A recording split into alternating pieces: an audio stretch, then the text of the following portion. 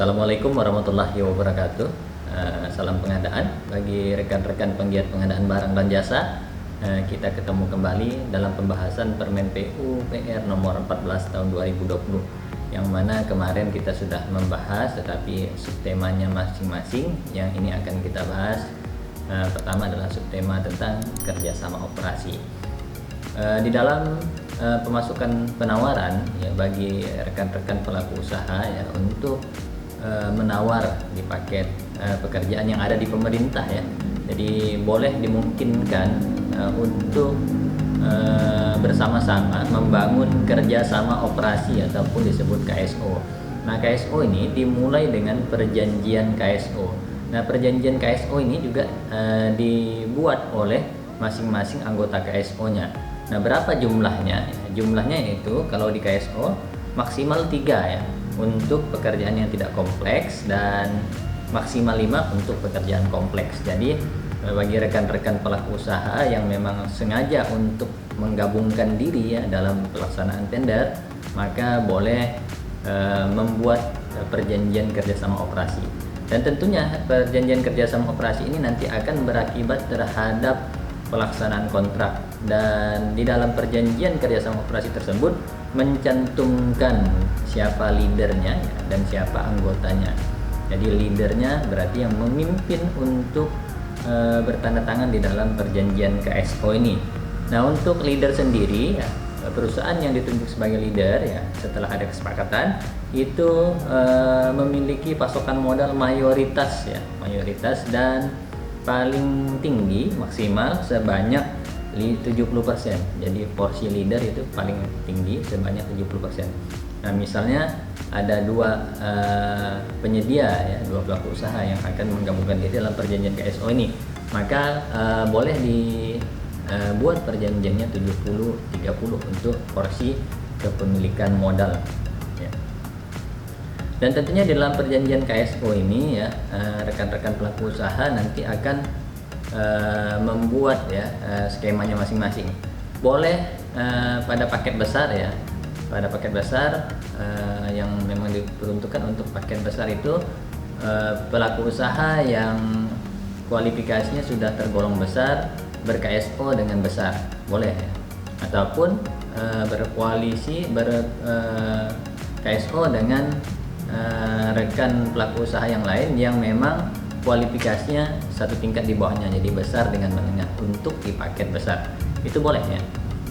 Dan juga kalau menengah sama juga ya, menengah boleh berkoalisi ataupun ber-KSO dengan kualifikasi menengah ya, ataupun menengah dengan yang kecil.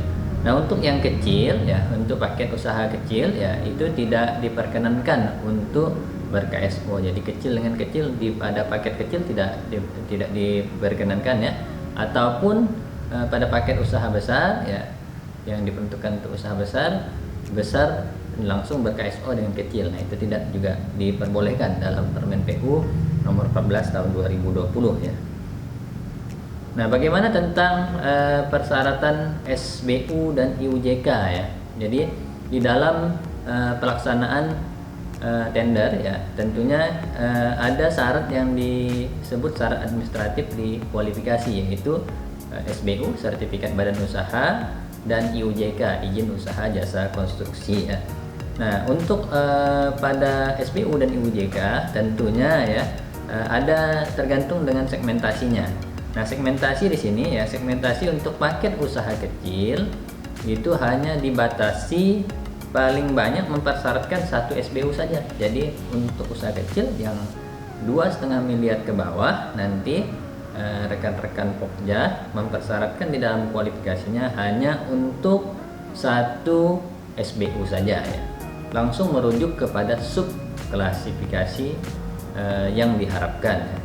Dan segmentasi untuk pemaketan usaha menengah atau besar mensyaratkan paling banyak 2 SBU. Jadi untuk paket menengah misalnya paket pekerjaan pembangunan aula, misalnya aula asrama haji misalnya nanti ya kita bangun itu senilai 13,5 miliar, nanti akan disyaratkan paling banyak 2 SBU ya, seperti itu. Jadi boleh disyaratkan 2 SBU paling banyak ya. ya tidak boleh melebihi dari hal tersebut.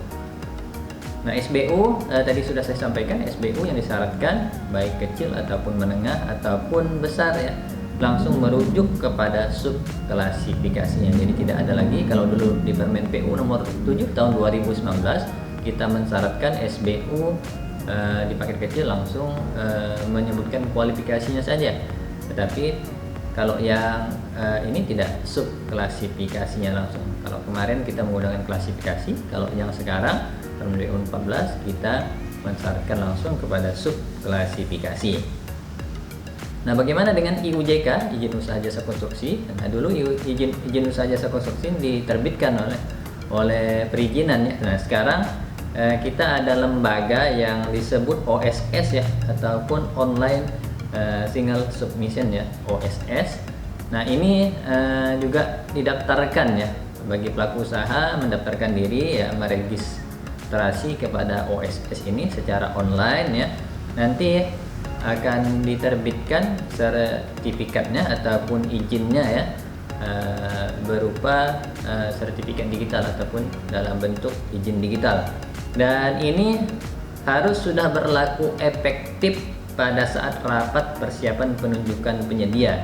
Jadi bagi rekan-rekan pelaku usaha, kalau misalnya di dalam pelaksanaan pengadaan barang dan jasa nanti dalam pelaksanaan tender pada saat kualifikasi memasukkan IUJK-nya ya, yang sudah terdaftar di OSS, dan pada saat PAM nanti yang dibuktikan oleh PPK harus sudah berlaku efektif pada saat PAM ya, ataupun pre-award meeting ataupun persiapan penunjukan penyedia barang dan jasa.